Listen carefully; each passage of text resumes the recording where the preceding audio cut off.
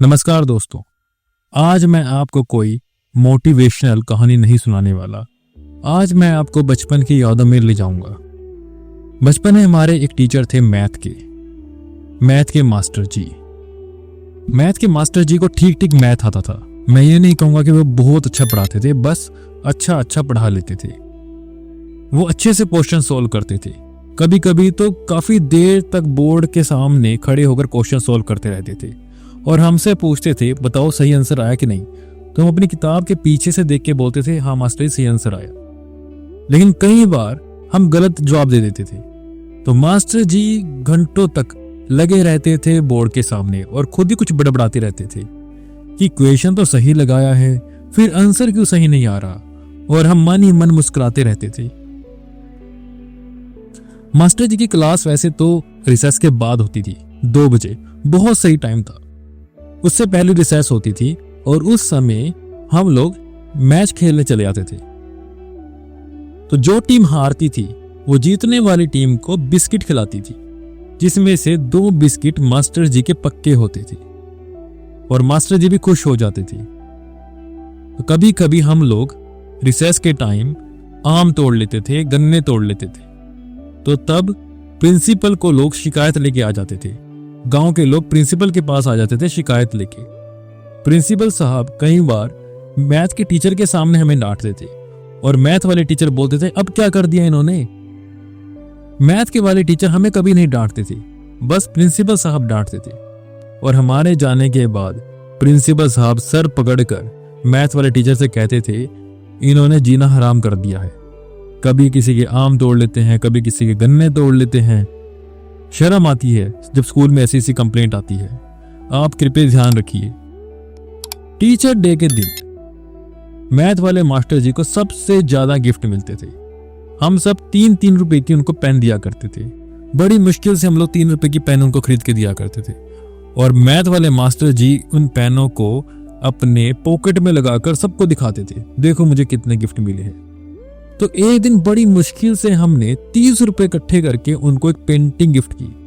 उनके घर में वैसे तो कोई पेंटिंग नहीं है, उनकी सिर्फ एक माँ की पेंटिंग लगी हुई थी। तो उसके साइड में ही उन्होंने वो पेंटिंग लगा ली और वो पेन संभाल के रखे हुए थे। जब कोई बच्चा फेल हो जाता था तो मास्टर जी उससे कोने में ले जाकर सांत्वना देते थे और कहते थे, हमारे पढ़ाने में कमी है क्या, आप हमसे क्वेश्चन पूछ लिया करो, आप कोई डाउट हो तो पूछ लिया करो, आप क्यों नहीं पूछते, हम आपको डांटते हैं क्या। आगे से बहुत मेहनत करना और पास हो जाना, कोई भी डाउट हो तो पूछ लेना। मास्टर जी को लगता था उसके फेल होने में उनकी गलती है, कहीं उन्होंने ढंग से उसे नहीं पढ़ाया इसलिए वो फेल हो गया। जब एग्जाम का टाइम होता था तो हम लोग मास्टर जी के घर पहुंच जाया करते थे। 1 दिन या 2 दिन पहले उनके घर पहुंच जाया करते थे। तो मास्टर जी अपने देसी कपड़ों में भैंस को नहला रहे होते थे, कभी कभी उसका दूध निकाल रहे होते थे। एक दिन हम उनके घर पहुंच गए तो मैथ वाले मास्टर ने कहा, थोड़ा बैठ जाओ, एक बार हम भैंस को नहला दें, फिर तुम्हारे क्वेश्चन सॉल्व करते हैं। तो भैंस को नहलाने के बाद वो हमारे पास आते थे, हमारे लिए पानी लेकर आते थे और फिर हमें बिठाकर क्वेश्चन सॉल्व कराते थे। कभी कभी तो 1, 2, 3, 4, 5, 6 क्वेश्चन करवा देते थे। उनमें से कभी कभी कोई एग्जाम में भी आ जाता था और हमारा काम चल जाता था। और एग्जाम से आने के बाद पूछते थे, कैसा गया एग्जाम, पास हो जाओगे ना, नाक तो नहीं कटवाओगे। तो हमें बड़ा अच्छा लगता जब वो हमसे पूछते थे कि कैसा गया एग्जाम। उनके घर में 2 ही जोड़ी कपड़े होते थे, तीसरे में तो शायद ही हमने कभी उन्हें देखा था। तो जो 2 जोड़ी कपड़ों में आते थे एकदम कड़क इस्त्री वाले होते थे, कभी कोई प्रॉब्लम नहीं।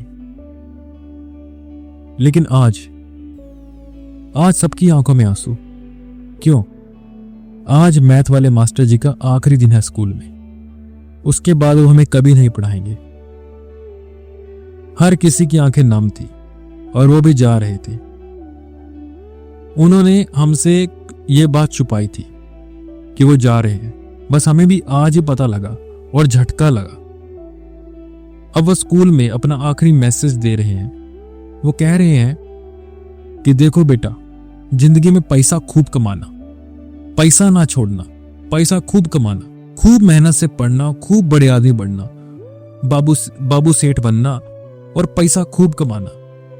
वरना हमारी तरह 2000 की नौकरी पे रह जाओगे। और फिर एक दिन बेटा और पत्नी पूछेगी क्या किया हमारे लिए, कुछ भी तो नहीं किया, क्या किया 2000 की नौकरी में। तो इसलिए पैसा खूब कमाना बेटा, पैसा खूब कमाना, अच्छे से पढ़ना और पैसा खूब कमाना, हमारी तरह मत बनना। और वो चले गए। अब उनके घर बहुत ही कम आना जाना होता था। सुना है कि वो अब भैंस का दूध बेचने लग गए हैं घर घर जाकर, और उनका बेटा भी उनकी हेल्प कराने लग गया है। अब एक दिन उनके घर जाना हुआ, उन्होंने हमें बिठाया, गाढ़े दूध की चाय पिलाई और बिस्कुट भी खिलाई।